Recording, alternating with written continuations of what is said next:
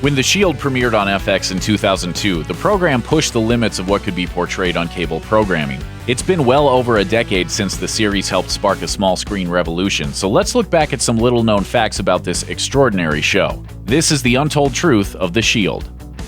Risky business. Before 2002, the only original series on FX was the Baywatch parody Son of the Beach. Once The Shield joined the lineup, the series broke new ground, testing the limits on violence, nudity, and language. It was very risky material. Open your mouth. Spit it out. Drop the knife. Spit it. The Emmy-winning series centered around corrupt cop Vic Mackey, masterfully played by Michael Chiklis. Mackey leads an experimental anti-gang unit within the LAPD, often using highly unethical means to fight crime. Inspired by the success of The Shield, the network brought other edgy new shows into the fold like Nip Tuck, Damages, and Rescue Me. Chiklis told TV Week, "I think the face of basic cable was changed forever. It made a lot of people think, why can't we?" The Walking Dead connection. In 2007, Frank Darabont, the writer-director of The Shawshank Redemption, took a break from big-budget filmmaking to direct an episode of The Shield. After filming the Season 6 episode Chasing Ghosts, Darabont wanted to further explore television's possibilities. It wasn't long before he started developing a zombie horror series based on the comic book The Walking Dead. Bringing The Walking Dead to TV proved to be an uphill battle with network execs, but when AMC finally greenlit the post-apocalyptic series, Darabont remembered his roots and enlisted some of The Shield's production team, including Charles Egley and Glenn Mazzara, The Walking Dead's future showrunner. Michael Chiklis' transformation.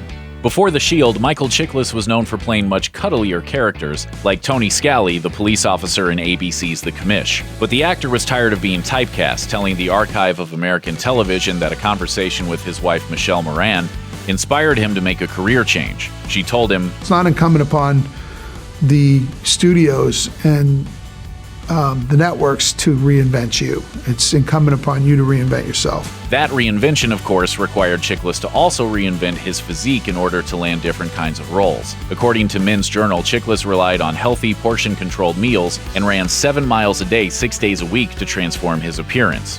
And I just hit the gym 3 hours a day. And I got in sick shape at that time. The hard work paid off, despite what Family Guy would lead you to believe. No matter how muscular I get, I will never be muscular. Walton Goggins' ordeal.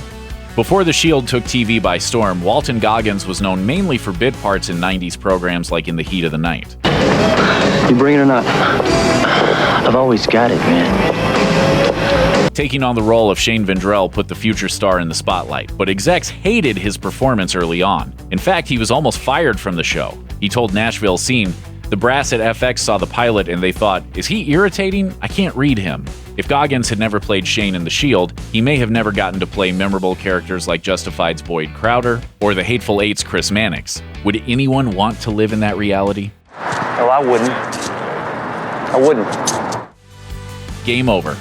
Back in 2006, Fox teamed up with Sony to release 24 the game for the PlayStation 2. Kiefer Sutherland fans got to step into Jack Bauer's shoes, battling bad guys against a ticking clock. A year later, The Shield tried the same formula. A game based on the show was released for the PlayStation 2 and PC. Much like the 24 game, The Shield was a third-person shooter. The game involved a gang war between two rival crews, and it wasn't well received at all. In its 2-star review, IGN said, "You'd be better off avoiding this one as it makes great strides to damage the otherwise high quality of the franchise." In other words, this experiment's failed. Go on, arrest me.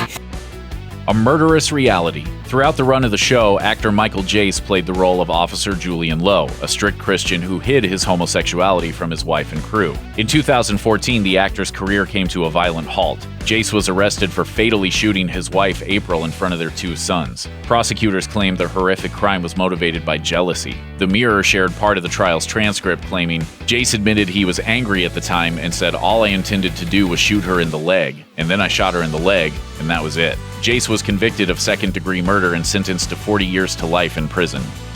A Shield reunion? TV reboots like the recently revived Will and Grace are all the rage right now, so it's understandable that fans of The Shield wonder if the show might return one day. Sounds like series creator Sean Ryan is kicking the idea around too. During a panel discussion at the 2016's ATX Television Festival, he said, "I don't know where Vic Mackey is until someone puts me in a writer's room." So could Vic Mackey return one day? Ryan tells Entertainment Weekly, I've never definitively decided what Vic Mackey is doing now. As a fan of The Shield, I'm interested in seeing that. So are we. Thanks for watching. Click the looper icon to subscribe to our YouTube channel, plus check out all this cool stuff we know you'll love too.